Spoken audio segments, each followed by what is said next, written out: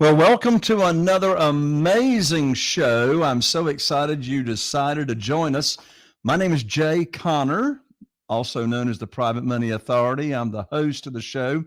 And today I have got just an exciting and amazing guest that's going to be talking about a subject that you might not be that familiar with. Well, my guest brings social good into smart investing. So, what in the world does that mean? Well, he's renowned and he's known as a thought leader in the mortgage note investing industry. He's compassionate, he's genuine, he's loyal, he's my kind of friend. Now, together with his business partner, Sean, they co founded a company called Bequest Funds with the dual purpose of helping investors like yourself grow their wealth and helping mortgage borrowers stay in their homes. And boy, aren't we excited to talk about how you're going to help mortgage borrowers stay in their home. He's a successful entrepreneur. He's been investing in real estate now for over 15 years. And check this out. He has directly helped over 1,000 families stay in their homes and countless more through the influence of his mentorship and his training. And with that, I'm so excited to introduce and bring on to the show right now, Martin Saenz. Martin, welcome to the show. Jay, thank you for having me. What an amazing introduction. My goodness. I mean, the best I've ever heard. Good for you. Well, it's easy to do a great introduction when you got a great guest with great experience and a heart like you have as well. So, Martin, before we get into mortgage note investing and helping people stay in their homes and all that kind of stuff, tell us your backstory. How did you get into real estate? Yeah, I think my backstory is just I did everything wrong to get to the point where I'm at now. And so just a series of missteps. So in 2004, my wife and I, we quit our corporate jobs. We went looking to start our own company, search for financial freedom. So we launched a government contracting company in the DC area where we sold goods and services to the federal government.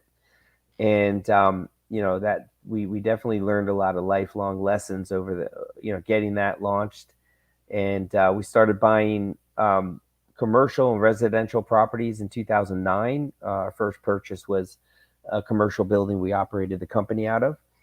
And however, I wasn't really in alignment with what my passion was and where my heart was, and I was really just about chasing dollars and cents. And it wasn't until 2013 when we sold our government contracting company and held on to our properties that I ran into mortgage note investing. And what that is, simply put, is I launched a hedge fund that purchases distressed mortgages from banks and other financial institutions at a discount. And I connect with the homeowner in a humane way and work out a payment plan to help keep them in their home. So there's the connection right there about how you're using mortgage note investing and helping people stay in their homes. That was going to be one of my first questions. So you have a fund, and I suppose you have private lenders and individuals that invest in that fund, correct? Yes, so actually we're set up two ways. We have a private fund, my partner Sean and myself, and in that fund we have about 35 million in mortgages under management. There are no investors in that fund. We own that fund outright. And what we did in a few years ago is we launched Bequest Income Fund, which is a second entity as a 506c Reg D, where we did take investor dollars in and we do pay out investors on a monthly basis. I got you. So what got you interested? I mean, there's 100 different ways to get involved in real estate investing, from single family houses to, self-storage, to land, to commercial, to shopping centers, to you name it. But then there's notes. There's investing in notes. And in your case, investing in distressed notes.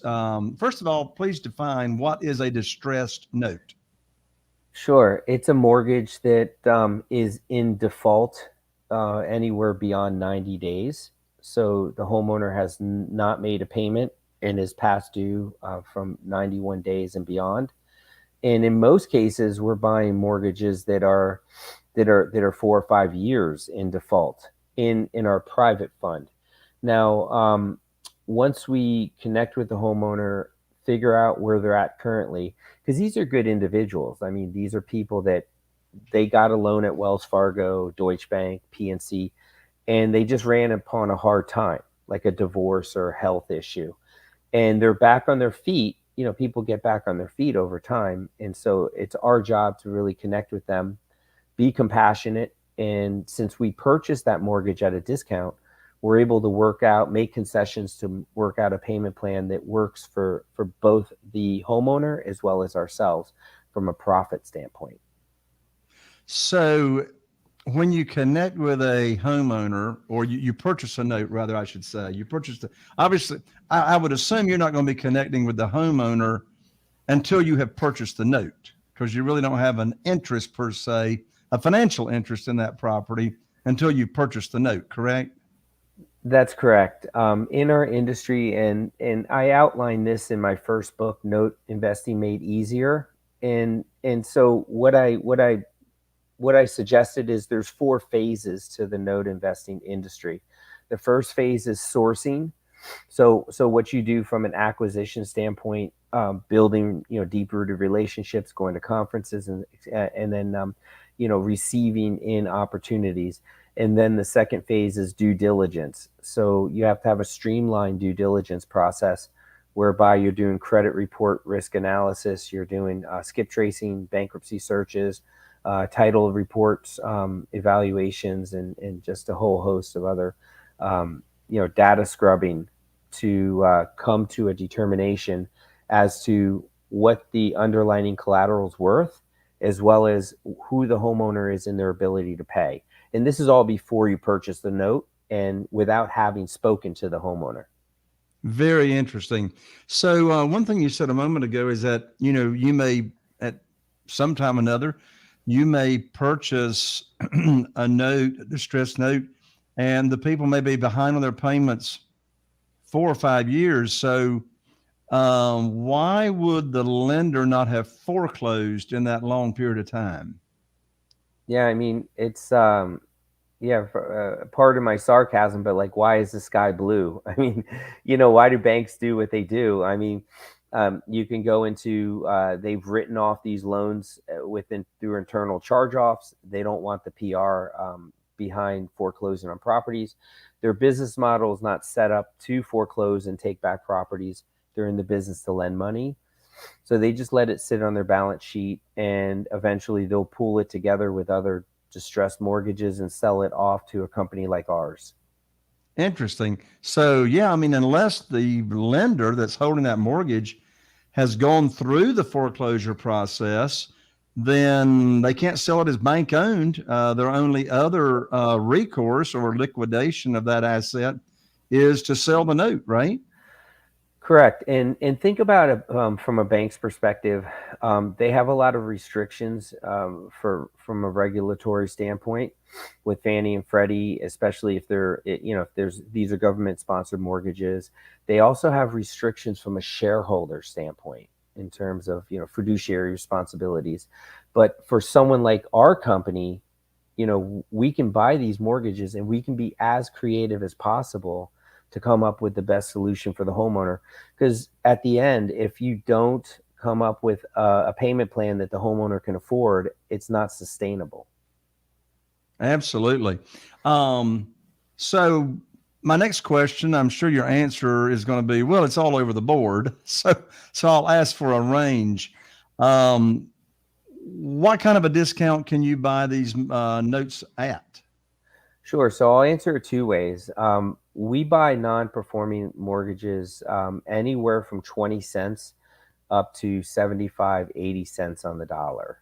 Oh, that And is a broad range. yeah, so it's no two mortgages are the same, right? It's the same thing in the private money space, same thing in, rehab, everything else. Like, no two pieces of paper are the same. It's, it's a different homeowner. They have a different job. They have different spending habits. They have different, taste, and they have, one's a hoarder, one's not, and so just everyone's very different. So you really have to look at what the data is telling you to assign a price, plus what's the equity coverage, with the underlining value of the property. Now, when we buy mortgages into Bequest funds, that's an income fund. So we only buy re-performing, re-seasoned mortgages into the income fund after they've been modified and they're paying on time for a year, 2 years, they're back on track. We buy them in at a 11 to 12% yield, which comes out to about a 65 cent on the dollar purchase. Yeah, that's pretty good. So when you buy a distressed mortgage at a discount, you then, since you own that mortgage, you have a choice of you could either try to do a workout with the homeowner, and if that doesn't work out, then your other recourse or plan would be to just foreclose. Correct. And on our distress note side, we foreclose less than 1% of the time.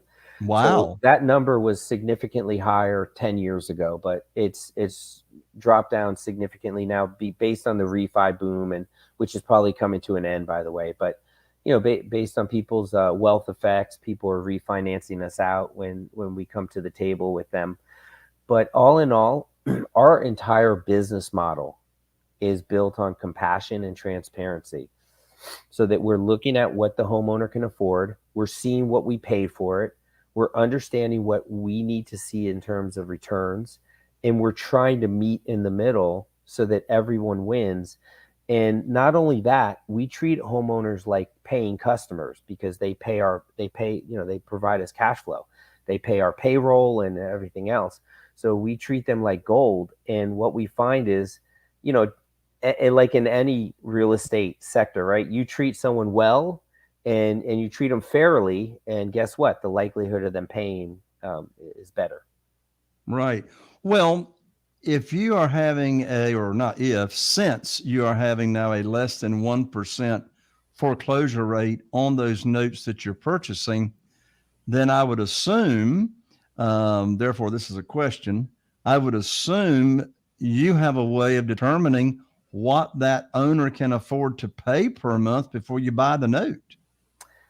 Yeah, so it's a little bit more involved than that. So and we have everything placed into buckets. So there's some buckets where we don't want to go through the expense of filing foreclosure. There's other buckets that we do file foreclosure. Or we have different timelines with how we do different activities. But the one thing we try to do is we try to instill a significant borrower outreach with all our legal effort. So even if we do file foreclosure, we're really trying to send them letters saying, hey, look, we really want to help. We're not let us stop the legal process, let us help you. And that's how we come across. Gotcha. Well, you've got the same outlook that myself and my team is I don't want to be involved in any type of transaction unless it truly is a win-win-win where, everybody all around, are winning. So in layman, really, really simple terms, which I'm going to ask you to answer a complicated question with a simple answer, which is really not fair, but you can probably pull it off. What are some of the criteria checkbox that once you check this box, you check this box, and you check this box, you go, yep, that is a note that I want to buy? What's the buying criteria? Sure. So first and foremost, you want equity coverage, because your leverage in the whole equation is foreclosure. I mean, let's be real on the non-performing side. So you just want to make sure there's equity coverage. At least, banks operate with 20% equity coverage.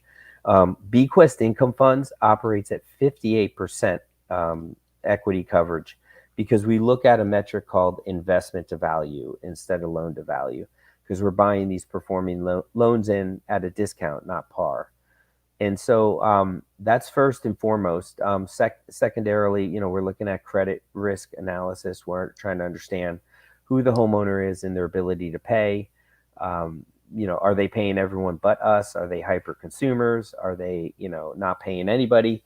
Then we go do a deep search through title to see, who are there any encumbrances? What lien position are we? Are there any title defects? Things like that. So, and then we also want to look at owner occupied. So we focus on buying mortgages that are owner occupied, not investor driven properties. Sure. That makes sense. So since there's so many different ways to get into real estate investment, what would you say the benefits are to, say, investing in notes versus like that asset class, note investing? Why note investing versus all the other types of asset classes? Scalability. So for the first 4 years of operating my business, I modified hundreds of mortgages from Starbucks, where with just my phone and my laptop, and nationwide. So, try doing that on a fix and flip or a landlording, from a landlording perspective, and it's more difficult, not impossible, but more difficult. So you can scale up. I mean, right now we have well over 2,000 mortgages on between both our entities. So, and we operate and we manage all those mortgages from one location in Sarasota, Florida. So you really get to be where you want to be. Whatever makes you happy. It's not location specific, and you can operate on a nationwide level. And we could easily add 10,000 mortgages to our portfolio. We would have to scale up with some staff, but we have all the systems in place. Very interesting. So, everything we do when it comes to investing, everything has some level of risk to it, no matter what you're doing, no matter how well you cover your bases. But how risky is note investing, say, compared to some other assets? I think Kiyosaki always comes to mind. He says the level of risk is measured by your level of ignorance. And so this is a very like nuanced industry, and they call it a shadow industry for a reason. It's there's heavy compliance, and state by state, plus there's some national regulations. There's a servicing component. There's a whole legal component. There's certain ways you need to send your forms out. There's certain training. There's certain licenses, like debt collectors licenses and servicing licenses on a state by state level. So when I started this 10 years ago, it was like the Wild West. There was not really much regulation. You just kind of send out letters and, get some modifications. Now you have to do everything through its proper channels. So one can come into this industry and start a business for themselves, but they just need to know that it's a lot of hard work to get off the ground. But the reward is hundreds, dozens to hundreds to thousands of mortgages that are paying you each and every month for many years on out. So it really is a long-term wealth building strategy, would you say? Yeah, it 100%. If we went and just initiated foreclosure on our entire portfolio and took everyone to the auction house, we would stand for a significant gain that year. I mean, we would close out our portfolio. We would do extremely well financially, but that's very short term for us. We are legacy players. We are long term, and we want to see cash flow coming in for 30 years. Makes a lot of sense. So in this world, or your world of note investing, of course, my niche is private money, raising a lot of private money for our projects. And of course, when I say private money, just to be clear, I'm not talking hard money. I'm not talking institutional money. I'm talking about actually borrowing money from individuals, human beings, from either their investment capital or their retirement funds that they've moved over to a self-directed IRA company. Does that world of private money play into your niche at all? Yes, from the Bequest funds perspective, where we work with accredited investors, probably about 45% of our investors, we have about 20 million AUM in that fund. About 45% are coming via self-directed IRA funds. So we have a lot of people that come that way. Now they're equity stakeholders in Bequest funds, even though it's paid out like a debt instrument, as in they're getting paid every month, with monthly distributions. But there is one pillar we have in our Bequest funds, PPM, where we can lend out private money, but we don't get. It's not really for us. It's not really our bag. In that there's a churning effect that doesn't really sit with me. It doesn't sit well with me. Right. When you started out in this 10 years ago, what were one of or two of your biggest mistakes that you started out when you started out, that if you knew then what you know now, you wouldn't have done X, Y, or Z? Oh goodness. I have to start with treating mortgage note investing like a real estate investor. So I had, years of business selling to the federal government. I had, landlording under my belt at the time I started mortgage note investing. And I thought in my world, everything was about the underlying collateral, which is the property. Everything's about the condition of the property. And what I learned is that you get what you focus on. So if you're going to focus fully on the collateral through the due diligence process, then you're going to get back the collateral via foreclosure or deed in lieu or what have you. So that's when I started shifting my focus to the homeowner and their ability to pay. So I want to know about, the foreclosure outlook there, but I also want to know, how can I get a loan? What's the likelihood of a loan modification coming in the door?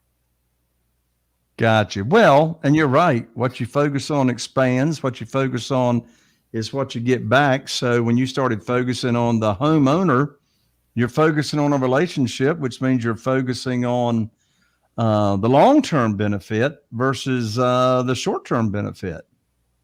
Yeah, and there's a goodwill of component to it as well, not displacing families.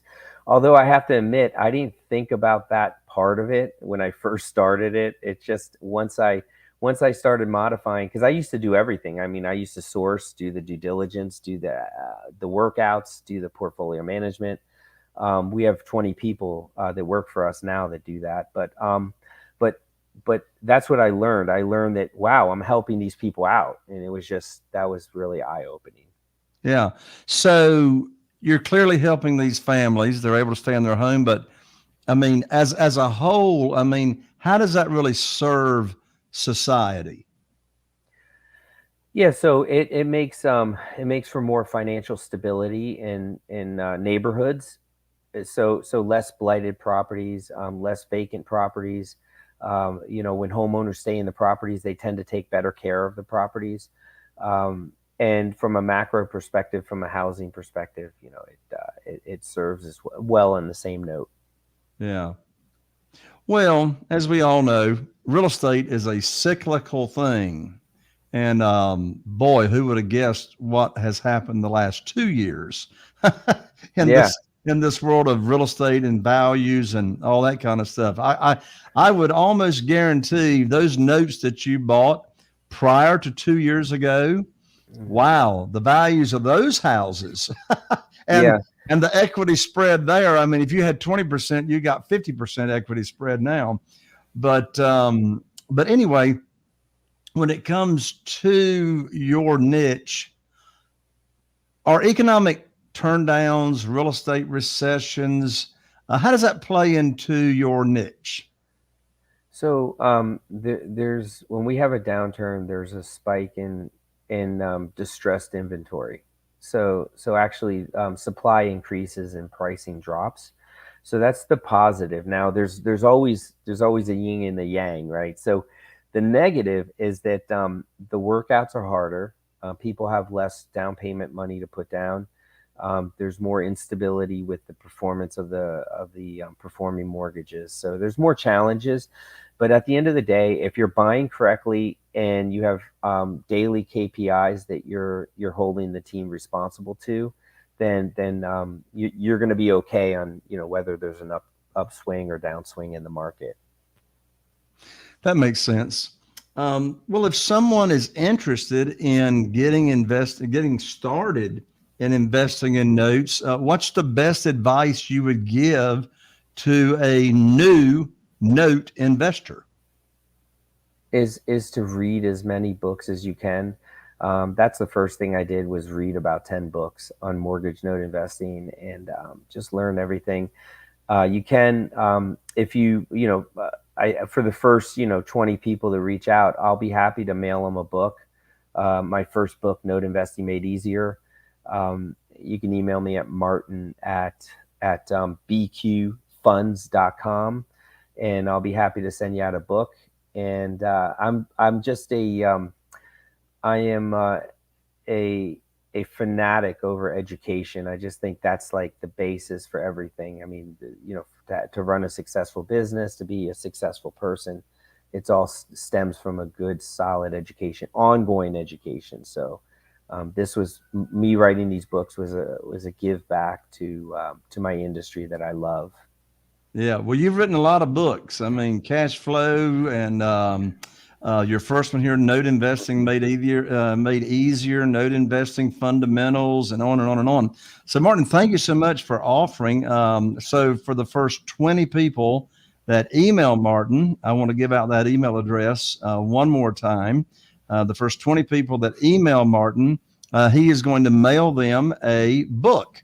So that email address, take note, is Martin, MARTIN, at bqfunds.com. That's B as in boy and Q as in Q, bqfunds.com. Email him at Martin, MARTIN, at bqfunds.com, and he is going to mail you a free book, which is pretty phenomenal. So thank you so much for that, Martin. Martin, I've loved having you here on the show, and I'm going to turn it over to you for final comments and final advice. Yeah, absolutely. I think the one maxim I learned with cash flow investing is to focus on assets that cash flow and that you have control. It's amazing to me how many people are fixated on investments for appreciation. So they're buying Amazon at $100 in hopes it goes to $120 and so on. And that's all a strategy of hope. And I don't think you're really building yourself a strong foundation. So whatever you look to invest in, whether it's yourself or assets you're buying or businesses you're starting, look for the opportunities that provide ongoing cash flow, and then also opportunities where you have a sense of control over the outcome. Excellent advice, Martin. I got a bonus question. So here's the bonus question. What's one personal habit you have that you cannot live without? I look at all my accounts every morning. So, I'll go start my day. I try to read 2 pages out of the Bible, and then I'll look at all my accounts. So I keep an updated financial statement. And I think that's a good habit, whether you have money or not, because especially if you don't have money, you want to look at that and just see, you see where you're at. So you're a realist, but also you want to project where you want to go. Well, that makes a lot of sense. And I'll tell you, Martin, one of my beliefs is that I don't believe I end up meeting people by accident. And I think you attract people into your life that are like you. I don't know whoever came up with opposites attract. That's the most stupid thing I ever heard.